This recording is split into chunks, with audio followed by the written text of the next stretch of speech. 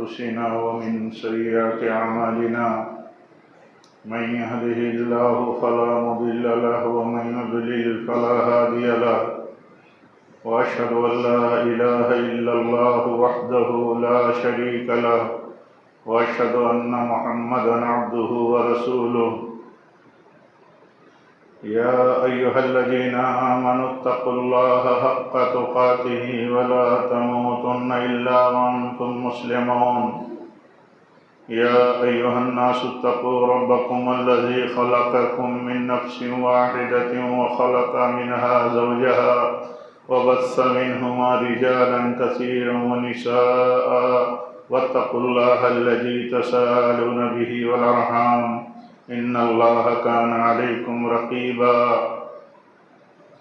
يا أيها الذين آمنوا اتقوا الله وقولوا قولا سديدا يصلح لكم أعمالكم ويغفر لكم ذنوبكم ومن يطع الله ورسوله فقد فاز فوزا عظيما أما بعد فإن خير الحديث كتاب الله وخير الهدي هدي محمد صلى الله عليه وسلم وشر الأمور محدثاتها وكل محدثة بدعة وكل بدعة ضلالة وكل ضلالة في النار أعوذ بالله من الشيطان الرجيم إن الله لا يغفر أن يشرك به ويغفر ما دون ذلك لمن يشاء ومن يشرك بالله فقد ضل ضلالا بعيدا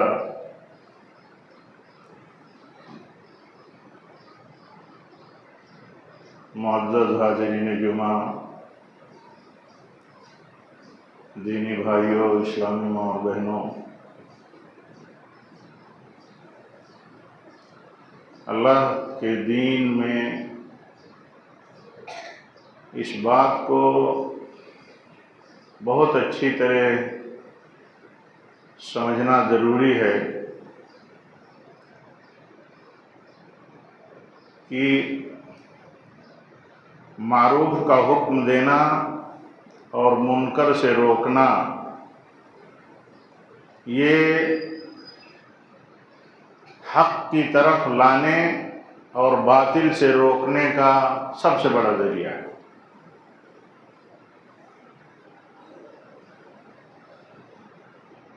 اور آپ دیکھیں گے اور آپ دیکھتے ہیں اللہ کی کتاب میں، نبی صلی اللہ علیہ وسلم کی سنتوں میں، سلف کی زندگی میں اور ان کے اعمال میں یہ چیز تفصیل کے ساتھ پھیلی ہے۔ معروف کا حکم، منکر سے روکنا، معروف کا حکم دینا، منکر سے روکنا۔ آپ جب دیکھو کہیں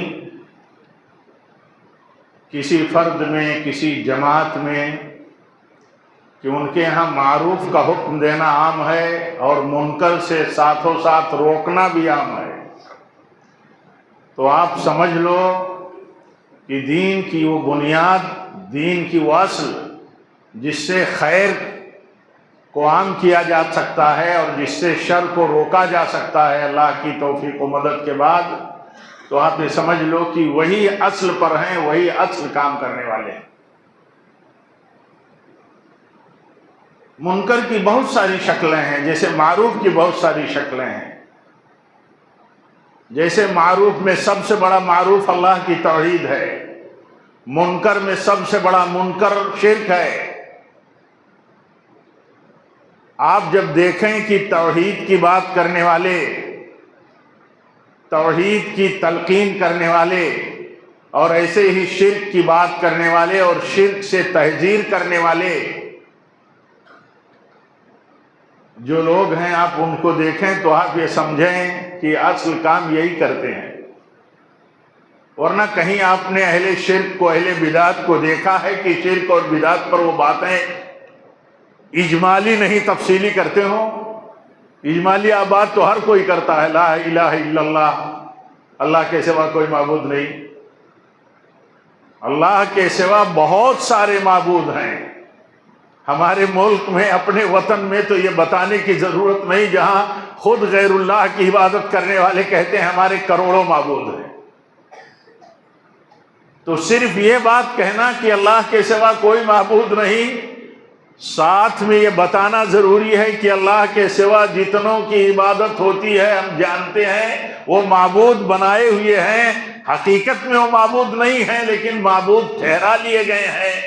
جہاں تک ایک داعی کی، ایک عالم کی استطاعت میں بات ہوتی ہے، وہاں تک وہ خبردار کرتا رہتا ہے اپنی قوم کو، اپنی جماعت کو، امت کو، انسانیت کو، ہاں کہ اللہ کے سوا یہ جن کی عبادتیں کرتے ہو یہ ایسے ہی پیدا کیے گئے ہیں جیسے آپ پیدا کیے گئے ہو، جیسے ہم اور آپ پیدا کیے گئے ہیں ایسے یہ بھی پیدا کیے گئے ہیں، اللہ کی مخلوق ہیں، اور اللہ کی مخلوق معبود نہیں ہو سکتی۔ آپ دیکھیے یہ چیز، اسی طرح منکر میں جتنی بھی شکلیں ہیں، شر کی، انحراف کی، بدعت کی، اور اسی طرح لامنہجیت کی، سب پر نکیر کرنا یہ دین کی بہت بڑی بنیاد ہے، بہت بڑی بنیاد ہے۔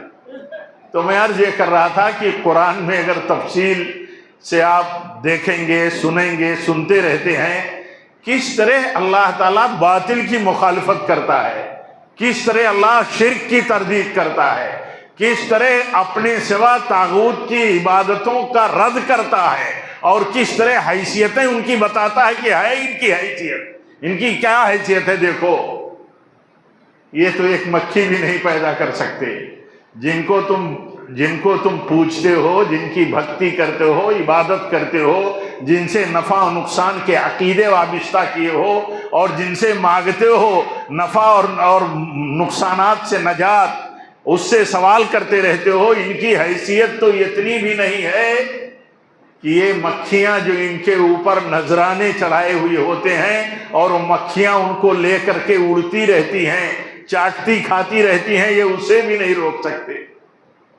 ایک مکھی پیدا کرنے کی قدرت نہیں رکھتے۔ کتنی حقیر، کتنی معمولی اور ادنا مخلوق ہے، یہ پرندہ ہے اللہ کا، مکھی ایک اللہ کا پرندہ ہے، کتنی معمولی چیز ہے، لیکن اللہ تعالیٰ فرماتا ہے کہ ایک مکھی بھی نہیں پیدا کر سکتے۔ یہ ایک مکھی جو ان پر بیٹھی ہو، جن سے تم نفع و نقصان کا ایمان وابستہ کیے ہو، یہ اسے اڑا نہیں سکتے۔ کتنے کمزور ہیں عقیدے کے لوگ، کتنے کمزور ہیں وہ جن سے عقیدہ انہوں نے وابستہ کر رکھا ہے۔ اس طرح اللہ تعالیٰ سمجھاتا ہے، اس طرح اللہ تعالیٰ سمجھاتا ہے۔ اللہ تعالیٰ سمجھاتا ہے کہ تم انہیں پکارتے ہو، قیامت آ جائے، قیامت تک یہ تمہارے پکار کا جواب نہیں دے سکتے۔ اب اگر معبودوں کی شکل میں وہ چاہے جس ڈھنگ کے ہوں، اگر موجود ہوں دنیا میں اور پائے جاتے ہیں کثرت کے ساتھ، تو آپ دیکھیے ان پر ڈیٹیل سے بات کرنا ضروری ہوتا ہے، ان کو سمجھانا ان کے تعلق سے ضروری ہوتا ہے تاکہ لوگ بچیں۔ ایک اللہ کی توحید اس وقت تک خالص اور سالم نہیں ہوتی جب تک کہ وہ شرک کی علائش سے پاک نہ کر دی جائے، خالص نہ رکھی جائے۔ اللہ کے ساتھ کسی کو معبود بنا لینا یہی تو ساجیداری ہے، یہی تو اللہ تعالیٰ کے ساتھ پارٹنر بنانا ہے، شریک بنانا ہے۔ آپ بتائیے اللہ کے نزدیک یہ اتنا بڑا پاپ، اتنا بڑا کرائم، اتنا بڑا جرم ہے کہ اس سے بڑا کوئی گناہ نہیں۔ جو ادنا درجے کا اللہ تعالیٰ کی مخلوقات کی پیدائش میں، بادشاہت میں، اس نظام کائنات کو چلانے میں، ہمارے آپ کے نفع و نقصان کے سلسلے میں جو ادنا رائی کے دارہ کے برابر مالک نہیں ہے، اس کو اللہ تعالیٰ کا ساجیدار بنا دیا جائے، اس کو شریک ٹھہرا دیا جائے، اس کی عبادت، اس کی بھی عبادت کی جانے لگے، سجدہ اللہ کا کرتا ہو بندہ اور اس کا بھی سجدہ کرتا ہو۔ جا کر کے دیکھیے مزاروں پر کیسے سجدے ہوتے، ایک اللہ کا بندہ اللہ کے گھر کا طواف کرتا ہے اور اللہ ہی کا بندہ کلمہ پڑھنے والا جا کر کے مزاروں کا بھی طواف کرتا ہے۔ ایک اللہ کے گھر کا قصد کرتا ہے بندہ، اللہ کی تین روئے زمین کی سب سے عظیم مساجد کا، بیت اللہ کا، مسجد نبوی کا، مسجد اقصی کا، تو کہا گیا کہ یہاں کا قصد کرنا اور یہاں کے لیے سفر کرنا نیت اور اجر سے، یہ تو درست ہے، اس کے علاوہ درست نہیں ہے۔ آدمی دیکھیے مزاروں کی طرف سفر کرتا ہے، دوسرے شہروں پر مزاروں کی زیارت کے لیے، وہاں استمداد کے لیے سفر کرتا ہے۔ کس لیے سفر کرتا ہے؟ جس کو بھی شریک مان کر کے یا جس کو بڑا مان کر کے نفع و نقصان کا تصور رکھتا ہے اور یہ کرتا ہے، وہ اسی عقیدے کی بنیاد پر کہ یہاں سے ہمیں کوئی منفعت ملے گی، یہاں سے ہمیں کسی مشکل سے نجات ملے گی، تب تو ایسا کرتا ہے۔ جاتا ہے ثواب اور اجر کی نیت سے، ایک مزار اور ایک کسی بزرگ اور ولی، مدعومہ بزرگ اور ولی کے مطلب مزار پر، قبر پر، تو کیا تصور لے کر کے جاتا ہے؟ ظاہر سی بات ہے یہی تصور لے کر کے جاتا ہے کہ یہاں کچھ ملے گا، یہاں سے ہمیں کچھ فائدہ حاصل ہوگا، یہاں سے ہمیں سعادت اور کامرانی حاصل ہوگی، کچھ تو عقیدہ لے کے جاتا ہے۔ اور اللہ تعالیٰ فرماتا ہے کہ جس نے بھی اللہ کے سوا یا اللہ کے ساتھ کسی کو ساجیدار بنا لیا جو قطعاً اللہ کے ساجیدار نہیں ہے، ہر حال میں اللہ کے ادنا اس کی ربوبیت میں، اس کی الوہیت میں ادنا بھی ساجیدار نہیں ہے، ان کو ساجیدار بنا لیا، تو اللہ تعالیٰ فرماتا ہے کہ پھر وہ تو ہلاک ہو گیا، پھر وہ تو بلندی سے پستی میں گر گیا۔ وَمَن يُشْرِكْ بِاللَّهِ فَكَأَنَّمَا خَرَّ مِنَ السَّمَاءِ، اللہ تعالیٰ فرماتا ہے آسمان سے زمین میں اتنی بلندی ہے آسمان کی بلندی سے زمین پہ گر گیا ہو یا پٹک دیا گیا ہو اس کو، تو شرک کا اتنا بڑا برا انجام ہے۔ ایک انسان کو، اسی لیے ہم کو اور آپ کو سب سے بڑی ضرورت کس بات کی ہے، سب سے بڑا تقاضا ہمارے لیے کس بات کا ہے؟ جو بات سب سے اہم ہو اس کا جاننا، اس کا بتانا بالاستمرار۔ آپ پڑھیے قرآن، دیکھتے ہیں کہ کتنی کثرت کے ساتھ اللہ تعالیٰ اپنی توحید کا ذکر کرتا ہے، اپنے معبود برحق ہونے کا ذکر کرتا ہے کہ میں اکیلا معبود برحق ہوں، اس لیے کہ میں اکیلا خالق ہوں سارے جہانوں کا، میں اکیلا مالک ہوں سارے جہانوں کا اختیار، کنٹرول، اور سارے جہانوں کے ذرہ ذرے اور چپے چپے اور پتے پتے پر ہمارا علم پھیلا ہوا ہے، کوئی چیز میرے علم سے باہر نہیں ہے، اس لیے میں اکیلا ہوں معبود، اس لیے میری عبادت کے ساتھ اگر کسی کو ساجیدار بنایا جاتا ہے تو یہ سب سے بڑا جرم ہے۔ جیسے اللہ کی توحید سب سے بڑی نیکی ہے، سب سے بڑا واجب ہے، ایسے سب سے بڑا حرام اور سب سے بڑا جرم جو ہے اس روئے زمین پر، سب سے بڑا پاپ جو ہے وہ کیا ہے؟ شرک ہے۔ ہمارے سامنے کتنے مسائل ہیں زندگی میں جن پر ہم باتیں کرتے ہیں، جن سے ہم الجھتے ہیں، جن سے ہم جلتے ہیں، جن سے ہم بے چین رہتے ہیں، جن سے ہم نفرت کرتے ہیں۔ آپ میں ہر آدمی بتائے، ہر مرد و عورت، ہر نوجوان، ہمارا عزیز اپنے سینے پر ہاتھ رکھ کر کے، اپنے گریبان میں سر ڈال کر کے سوچے کہ کیا اس کو اس روئے زمین پر سب سے زیادہ نفرت شرک سے ہے کہ شرک کے علاوہ دوسری چیزوں سے ہے؟ اگر کسی مسلمان کے دل میں شرک سے سب سے زیادہ نفرت نہیں ہے تو اس کے ایمان کی اصلاح کی ضرورت ہے، اس کے ایمان کی درستگی کی ضرورت ہے۔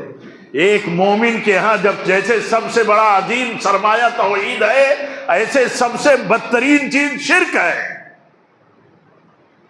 آپ نے دیکھا ہے دنیا میں دعوت کے نام پر بڑی بڑی قد رکھنے والی دعوے دار شخصیتوں کو کہ شرک پر علل اعلان کھلم کھلا بات کرتے ہیں، وہ تو ماحول ایسا بنائے رہتے ہیں صحیح اور غلط، شیعہ سنی فلاں دھماک سب کو جمع کر کے کہ صورتحال اجتماعیت کی گیدرنگ کی ایسی ہو کہ کہیں بات نہ کرنی پڑے، کہیں بات کی نہ جائے، اوپنلی بات نہ کی جائے، اور آپ کو یہ بات میں بصراحت کہہ دینا چاہتا ہوں کہ کبھی بھی ایسا نہیں ہوا علماء حق موجود ہو اور باطل پر وہ نکیر نہ کرتے، کبھی ایسا نہیں جانتے، کبھی ایسا ہو بھی نہیں سکتا۔ کوئی ضروری ہے کہ ہم ہر تفصیل جانیں، ہر ڈیٹیل جانیں؟ کوئی ضروری ہے؟ کسی مناسبت کی ڈیٹیل ہو، کسی سرگرمی کی ڈیٹیل ہو، کسی مشن سے وابستگی کی کوئی شکل نظر آتی ہو تو اس کی تفصیل ہو، کوئی ضروری ہے کہ ہم جانتے ہو، آپ جانتے ہو؟ لیکن یہ تو ضروری ہے جاننا کہ جو علماء حق ہیں، معروف اور منکر پر کام کرنا ان کا مشن ہے، ان کی ڈیوٹی ہے، مسئولیت ہے، اور جن کا وہ منصب اللہ تعالیٰ نے اپنی طرف سے دیا ہے کہ وہ ورثۃ الانبیاء ہیں۔ انبیاء کا جیسے اصل مشن تھا معروف کا حکم دینا، منکر سے روکنا، توحید کی دعوت اصل جیسے ان کی دعوت تھی، شرک سے روکنا جیسے اصل ان کی دعوت تھی، ایسے ہی جو ورثۃ الانبیاء ہیں ان کی بھی دعوت ہے، ان کی بھی دعوت ہے، کیونکہ جن کو وارث اللہ نے بنا دیا ہے وہ کہا وہ علماء ہیں میرے۔ اللہ کے نبی نے فرمایا علماء ہیں۔ ہر آدمی کے دماغ میں یہ بات رہنی چاہیے کہ علماء کو اللہ تعالیٰ نے انبیاء کا وارث بنایا ہے،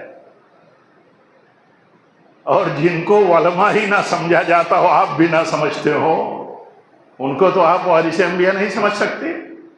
پھر آپ دیکھیں گے کہ کتنا خلل ہے، کتنا خلل نظر آتا ہے، کتنا خلل دیکھنے میں ملتا ہے ایسے لوگوں کے ہاں، ایسے لوگوں کے مشن، ایسے لوگوں کی ایکٹیویٹیز اور سرگرمیوں میں، ہاں، جو علماء نہیں ہیں۔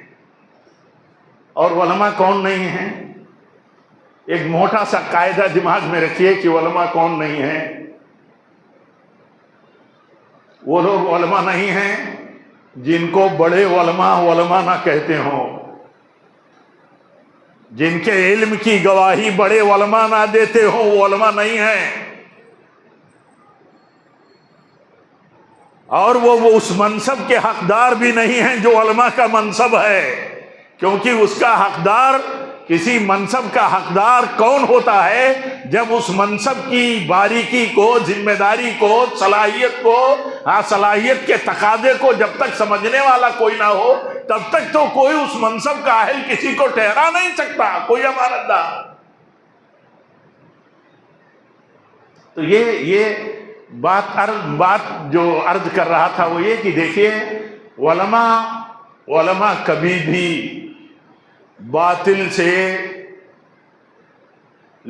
کچھ مفادات کے چکر میں، کچھ ملامت گروں کی ملامت کی فکر کر کے کبھی بھی معروف کی دعوت اور منکر سے روکنے کا کام نہیں چھوڑ سکتے، نہیں چھوڑ سکتے۔ سرکاریں ناراض ہو جائیں، حکومتیں مخالف ہو جائے، میجارٹی مخالف ہو جائے، رعایا مخالف ہو جائے، وہ نہیں چھوڑ سکتے۔ امام احمد بن حنبل رحمۃ اللہ علیہ جو امام ہیں اہل السنہ کے، پھر آپ کہیں گے اہل السنہ کیا ہے؟ یہ اہل السنہ کیا ہے؟ ایسا میڈیا کا دور ہے، ایسا کمزور ہمارا علم ہے کہ ہم یہ بھی نہیں سمجھ پاتے کہ اہل سنت کون ہے، اہل الحدیث کون ہے۔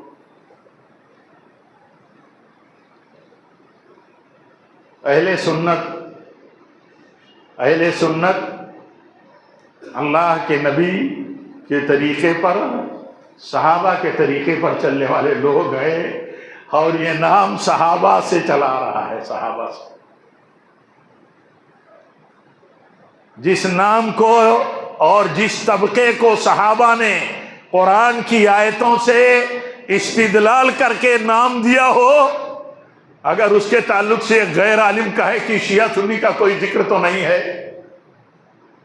تو یہی تو سمجھ میں آتا ہے کہ آدمی کا علم کتنا سطحی ہے، کتنا کم ہے، کتنا گہرائی سے بہت ورے اور پرے ہے، یہی سمجھ میں آتا ہے۔ قرآن پڑھا ہو بندے نے اور قرآن کی تفسیر، قرآن کے سب سے بڑے مفسر کی تفسیر نہ جانتا ہو تو اس کے پاس قرآن کا کون سا علم ہوگا؟ لاجیکل علم ہوگا، منطقی علم ہوگا، عقلی علم ہوگا، عقلی تفسیر کرے گا۔ تو امام بات کر رہا تھا کہ امام احمد بن حنبل رحمۃ اللہ علیہ کتنی تعداد تھی ان کے ساتھ، کتنے لوگ تھے. جب فتنہ کوئی باطل کا طاقت کے ساتھ، پاور کے ساتھ، حکومت کی سرپرستی میں، عوام کی میجارٹی میں اگر آ جائے تو بہت مشکل ہوتا ہے حق پہ ثابت قدم رہنا.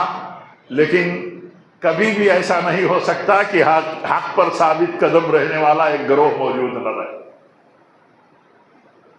دیکھیے امام احمد بن حنبل رحمۃ اللہ علیہ کے خلاف حکومت ہے، عوام ہے، اکثریت ہے، اور یہ علماء سو ہے. یہ گمراہ اور گمراہ گر گمراہ کرنے والے علماء کی جتھوں کی جماعت ہے.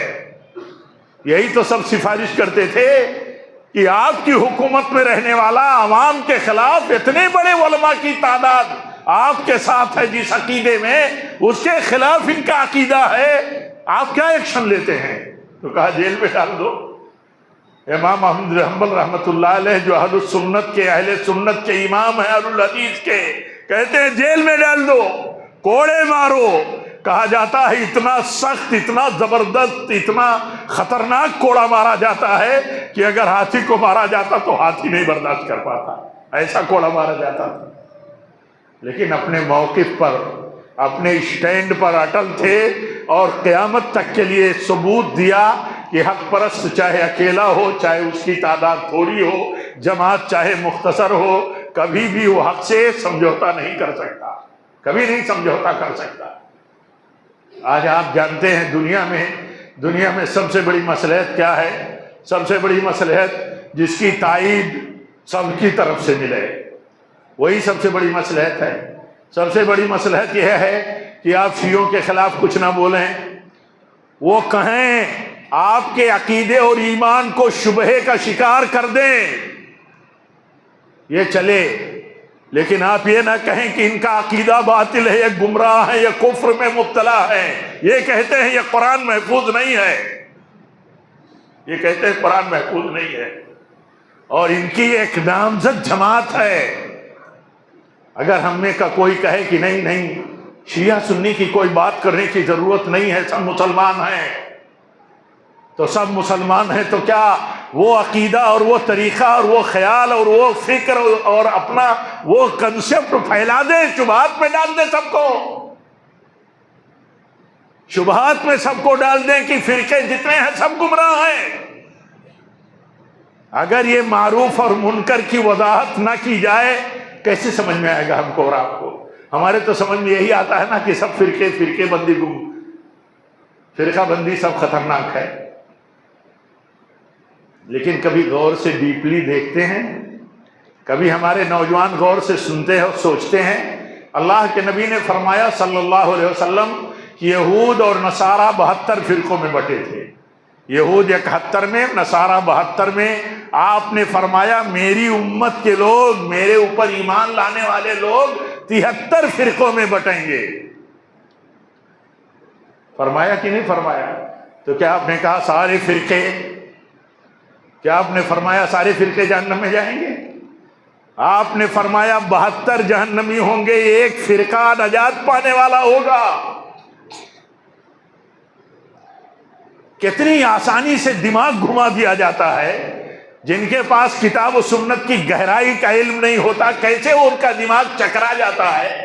اللہ کے نبی تو فرماتے ہیں یہ 72 جو ہے یہ راستے سے بھٹک گئے ہوں گے، ایک فرقہ اصل راستے پر ہوگا. وہ کون سا ہوگا؟ آپ نے فرمایا جو میرے اور میرے صحابہ کے طریقے پر چلنے والا ہو. صحابہ نے جب کہا کہ یہ قیامت میں جن کے چہرے چمکتے ہوں گے وہ اہل سنت ہوں گے، کسی صحابی نے اس بات سے اختلاف نہیں کیا کہ کہو مسلم ہوں گے، اہل سنت کیوں کہتے ہو؟ اجماع ہے. اس کو بھی آدمی شبہات میں ڈال کر کے کہ سارے فرقوں کی حیثیت برابر کر دے. ایک فرقہ قبر پرست ہے، قبروں سے مدد مانگتا ہے، قبروں سے شفا مانگتا ہے، قبروں پر جا کر کے اولاد مانگتا ہے، قبروں پر ایسے ہی غلاف چڑھاتا ہے جیسے کعبہ پر چڑھایا جاتا ہے، قبروں کا طواف کرتا ہے. اور ایک طبقہ ایسا ہے جسے حرام مانتا ہے، ان سے استمداد مدد مانگنا شرک مانتا ہے. कैसे पहचान आपकी किसी की कायम होगी कि ये कौन कौन लोग हैं, कैसे लोग हैं। मेरे भाइयों, बात आगे चली गई। मैं अर्ज ये कर रहा था कि देखिए, दीन में, दीन का असल मिशन क्या है, दीन का असल काम क्या है, इस बात को जहन में रखना जरूरी है। मत आप देखिए कि बातें करने वाले जो बातें कर रहे हैं वो कितनी भारी पड़ने वाली है लोगों को। ये मत देखिए कि बात करने वाले उलमा हैं और बात बातिल के खिलाफ कर रहे हैं। ये देखिए, बातिल के खिलाफ बात करना ये उलमाए हक की असल जिम्मेदारी है। जैसे हक के लिए बात करना, जैसे मारूफ के लिए बात करना जरूरी है, ऐसे बातिल के लिए। इमाम इब्न तैमिया रहमतुल्लाह अलैह फरमाते हैं, अगर लोगों को हक मालूम हो, खैर मालूम हो तो खैर पर अमल करेंगे, और अगर शर मालूम ना हो तो कैसे बचेंगे। हम आप कैसे बचेंगे कि अगर बदअकीदगी फैलाने वाला कोई भी हो, किसी भी लेवल का हो, अगर बदअकीदगी उसके बयान, उसके मिशन से, उसकी स्पीचेस से फैलती है तो कैसे पता चलेगा हम लोगों को, कम इल्मों को, जिनकी गहराई ना हो, जब तक कि नामजद बताया ना जाए कि ये गलत है और इनसे बचना जरूरी है। क्योंकि अगर इनसे बचोगे नहीं तो इन्हिराफ, शुबहात तुम्हारे दिल में जगह बना लेंगे। मैं किसी प्रोग्राम में था, एक बड़ी शख्सियत ऐसे ही जहन की थी। उस प्रोग्राम में उधर थे हम लोग, जम्मू और पूंछ के प्रोग्राम में। तो एक मजलिस थी पढ़े लिखे लोगों की, तो उसमें एक मिशन की बात होने लगी कि आज के वक्त का सबसे बड़ा मिशन यह है कि फिरका बंदी खतरनाक है, सिर्फ मुसलमान कहना चाहिए। इस पर बात हो रही थी तो मैंने बीच में टोका। मैंने कहा, भाई फिरका बंदी खतरनाक है, इसमें कोई शुबहा नहीं, लेकिन जो फिरका बंदी किताब व सुन्नत और सलफ के तरीके के खिलाफ हो वो खतरनाक है। जो फिरका किताब व सुन्नत और सलफ के तरीके पर चलता है वो फिरका तो मतलूब है, वो फिरका तो चाहिए और वो फिरका रहेगा। अल्लाह के नबी सल्लल्लाहु अलैहि वसल्लम पेशीन गोई फरमाते हैं, एक फिरका, एक जमात कयामत तक रहेगी। और बात ऐसी हो कि सारे फिरके गुमराह। कभी आप गौर से देख लेना, सोच लेना जा करके कि इस्लाम और सुन्नत, इस्लाम और हदीस, मुस्लिम अहले हदीस, मुस्लिम अहले सुन्ना में कोई फर्क है? इस्लाम सुन्नत का नाम है, सुन्नत इस्लाम को कहते हैं। हदीस इस्लाम का नाम है, हदीस सुन्नत को कहते हैं। कुरान और सुन्नत जो है, इस्लाम और सुन्नत, ये दोनों लाजिम मलजूम हैं, ले दे करके एक हैं। जब हम ये कहते हैं कि इस्लाम में दाढ़ी का हुक्म है, अल्लाह के नबी ने दाढ़ी रखी और हुक्म दिया, तो क्या कहेंगे कि हमें इस्लाम में नहीं, इस्लाम के बाहर की कोई चीज है? इसीलिए जो सच्चा मुस्लिम है हकीकत में वही सच्चा अहलुल हदीस है, वही अहले सुन्नत है हकीकत में।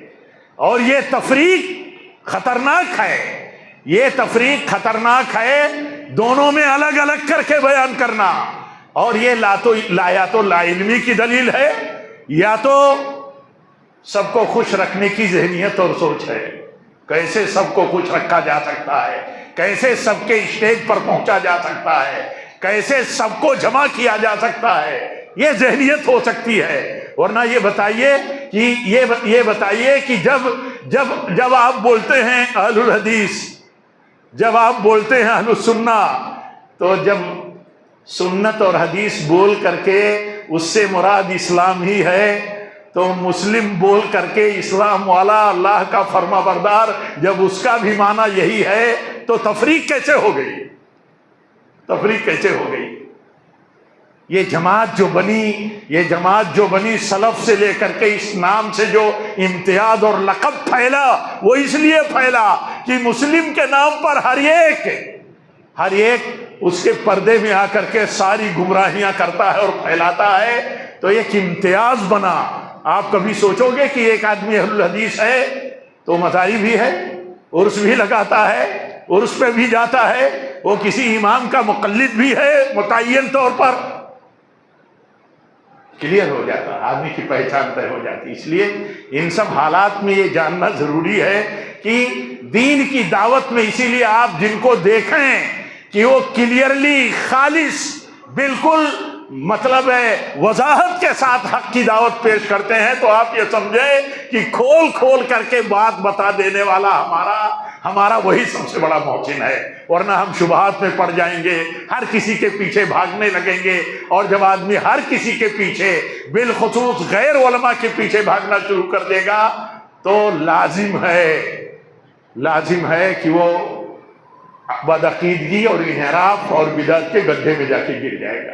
اللہ سے دعا کرتے ہیں کہ رب العالمین ہم سب کو ان بنیادی باتوں کو جو کتاب و سنت کی روشنی میں کہی گئی ہیں، کہیں غلطی ہو تو اس کی ذمہ داری ہماری ہے۔ اللہ تعالیٰ ان بنیادی باتوں پر اللہ تعالیٰ ہمیں چلنے کی توفیق دے، سمجھنے کی توفیق دے اور برتنے کی توفیق دے۔ علماء اور غیر علماء کی تمیز ہم کریں، اس طرح ہم زندگی گزاریں۔ علماء اصل ہیں، غیر علماء اصل نہیں ہے، علماء ہی اصل آپ کے ہمارے رہبر ہیں۔ اللہ تعالیٰ ہمیں ان کی رہبری میں دین اور دنیا کی رہنمائی میں جینے کی، چلنے کی اللہ تعالیٰ توفیق دے۔ وآخر دعوانا الحمدللہ رب العالمین۔